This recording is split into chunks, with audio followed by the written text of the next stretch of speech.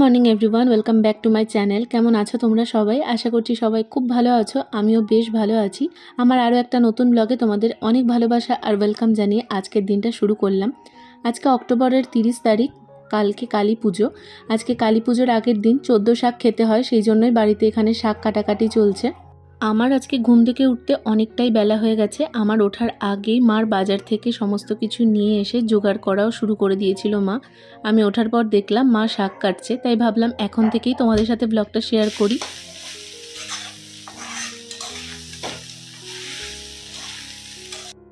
থোড় ভাজা খেতে কারা কারা পছন্দ করো? আমার থোড় মোচা দুটোই ভালো লাগে। অ্যাকচুয়ালি যে কোনো সবজি আমার এখন বেশ ভালো লাগে, তবে আমি এখনও পেঁপে, কুমড়ো আর তিতো খাওয়া এই তিনটে শিখতে পারিনি।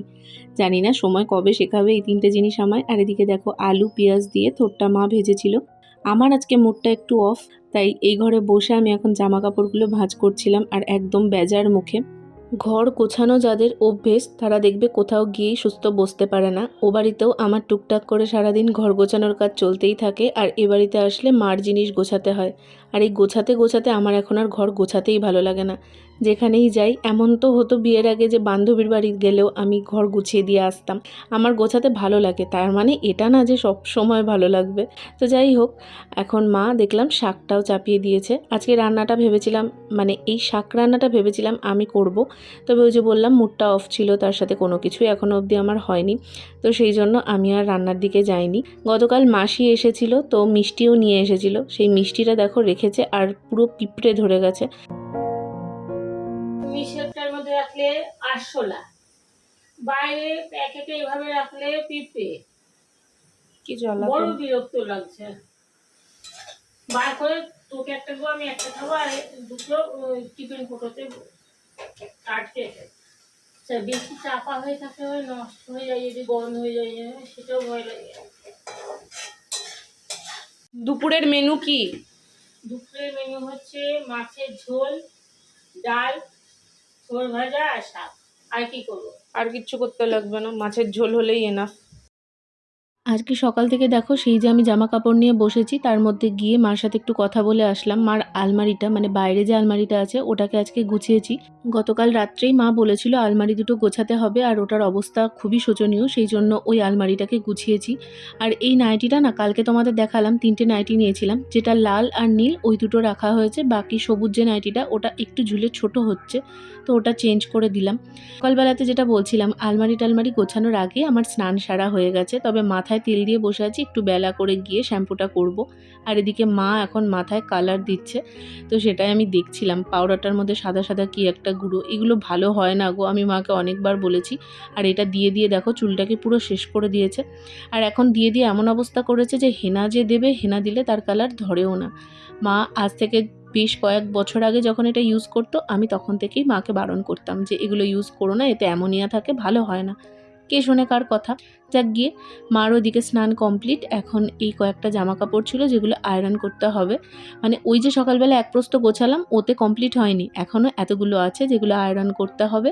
তারপর সেগুলোকে আবার গোছাতে হবে। ভাবো, গোছানোর কাজ আমার শেষ আর হচ্ছে না।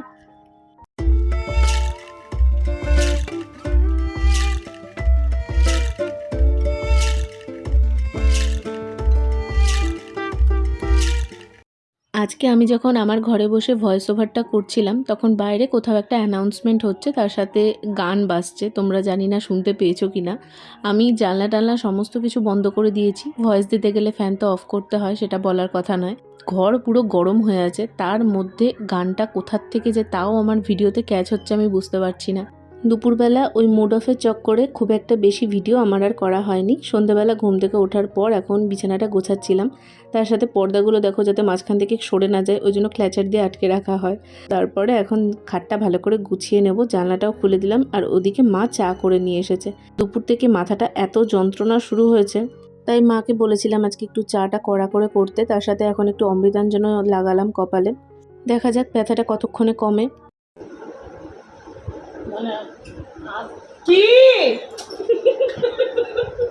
এক মনে কিছু একটা চিন্তা করছিলাম, মাঝখান থেকে মা এমনভাবে ডেকেছে পুরো চমকে উঠেছি। আমার এই এক সমস্যা, একটুতেই চমকে যাই। ইঁদুর, টিকটিকি, আরশোলা সবেতেই ভয় পাই।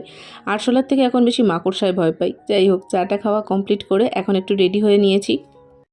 Good evening everyone. বাচ্চা এখন 6:30, আমি আর মা যাব মামা বাড়ি।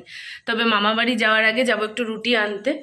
আর ঘরের যা অবস্থা, চারিদিকে শুধু জামা কাপড় মেলা। অ্যাকচুয়ালি বাড়িতে রুটি করতো, কিন্তু মার হাতে না কোনোভাবে লেগে গেছে। আর তারপর ওখানে যাব, মামারা এসেছে আজকে, মামারা তো ছিল না, মাসিরা এসেছে, সবাই মিলে গল্প টল্প করে এসে ওই রাত্রিবেলা রুটি করার থেকে কিনে নিয়ে আসাই ভালো। তো আগে রুটিটা কিনতে যাব, তারপর ওদিক থেকে মামা বাড়ি যাব। আমি তো কিছুই আনিনি, তোমাদের আগেও বলেছি, সব এখানে আমি মারই পড়ছি।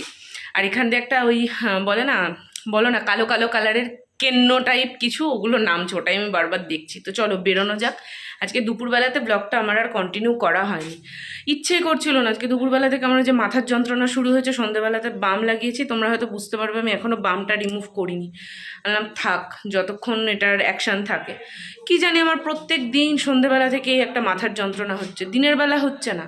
আমার ঘুম কম হচ্ছে, সেকেন্ড হচ্ছে আমার মোবাইল ঘাটাটা বেশি হয়ে গেছে এখানে আসার পর। তো ওই জন্য আমার এই চোখটা দিয়ে এই ব্যথাটা হচ্ছে। চোখটা দেখাবো, চশমা নেব। চলো, মার হয়ে গেছে, আমি জুতোটা পরি দিয়ে বেরাই।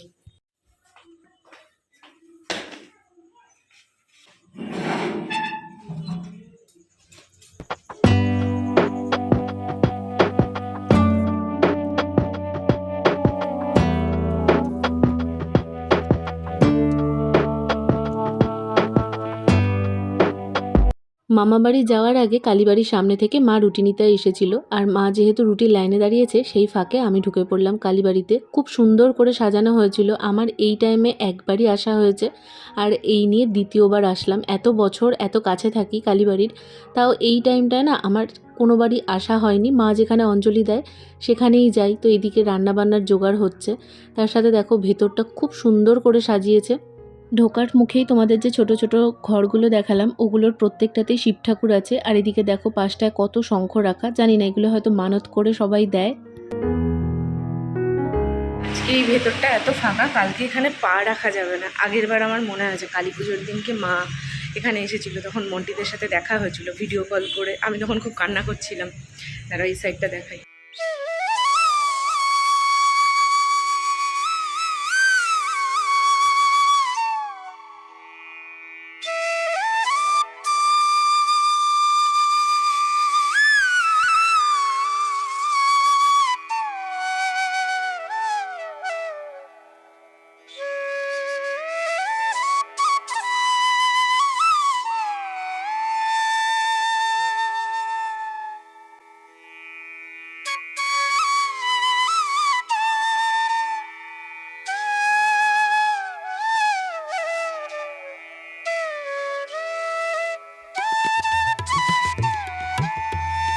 কালীবাড়িতে ঢোকার কোনো প্ল্যান ছিল না, মা আসলে রুটি নিচ্ছে, রুটির দোকানে 2-3 জন ছিল। তো ওই জন্য আমি চলে আসলাম। এখন দেখছি মাও পেছন পেছনের দিকে, তো দেখলি মাও চলে এসেছে। রুটি নেওয়া হয়ে গেছে, এখন যাব তরকাটা নেব, তারপর মামা বাড়ি যাব। আমার জুতোটা কোথায় খুললাম, ঠিক আছে, জুতো কোথায় খুলেছি ভুলে গেছি। কালীবাড়ি থেকে বেরিয়ে কিছুটা গিয়ে ওখান থেকে তড়কা নিয়েছি। আর তারপরে এখানটাতে এসেছিলাম একটু ফুচকা খাবো বলে। তবে এখানে এসে দেখলাম এই সামনেও তো একটা কালী মন্দির আছে, তো সেই জন্য এখানে লাইটিং দিয়ে খুব সুন্দর করে সাজানো হয়েছে। সব কাজ কমপ্লিট করে মামা বাড়িতে বেশ কিছুটা টাইম কাটিয়ে একদম বাড়ি এসে তোমাদের সাথে দেখা হচ্ছে। 9:45 এইমাত্র বাড়ি আসলাম। আমার এত প্রচণ্ড ঘুম পাচ্ছে, আমার কোনো কিছুর আর হুঁশ জ্ঞান নেই। রাস্তা দিয়ে আমার পাশ দিয়ে চেনা মানুষ হর্ন দিয়ে চলে যাচ্ছে, আমি চিনতেই পারছি না, এত ঘুম পাচ্ছে। আমি পুরো ঢুলতে ঢুলতে এসেছি। মামা বাড়িতে আমি একটু ঘুমিয়েই পড়েছিলাম সত্যি কথা বলতে। তো মাকে বললাম আমি আগে ড্রেসটা চেঞ্জ করি, খেতে দাও, আমি খেয়ে একটু ঘুমাবো। আমি আর পারছি না আসলে। রোজ দিন ভোরবেলাতে আমাকে উঠতে হচ্ছে রিন্টুকে ডাকার জন্য, মোবাইলে চার্জ দেবে তাই। শুনলে তোমাদের অদ্ভুত লাগবে, বাট ওর ওই মোবাইলের অ্যালার্মে ঘুম ভাঙে না। তো মোবাইলটা চার্জ যেহেতু রাত্রিবেলা সারা রাত্রি দিয়ে রাখাটা ঠিক না, তো সেই জন্য আমি ওকে 6টা নাগাদ ডেকে দিই, চার্জে বসায় 6টা 6:30 ওরকমে ডাকি, আবার 8:30 পৌনে 9টায় যখন ঘুম থেকে ডাকি তখন ওটা চার্জ থেকে খোলে। তো এই চলছে। আর আমার ওর চক্করে রাত্রিবেলা 4টে নাগাদ 3:30 নাগাদ ওই ভিডিও আপলোড করে ঘুমিয়ে আমার আর ঘুম হচ্ছে না। তো আজকে দেখি আমি যেভাবে হোক ঘুমোবো, আমার প্রচণ্ড ঘুম পাচ্ছে। ডিনারটা কমপ্লিট করে এরপর ঘুমিয়ে পড়বো। ব্লগটা এখানেই এন্ড করছি, দেখা হবে নেক্সট ভিডিওতে। টাটা।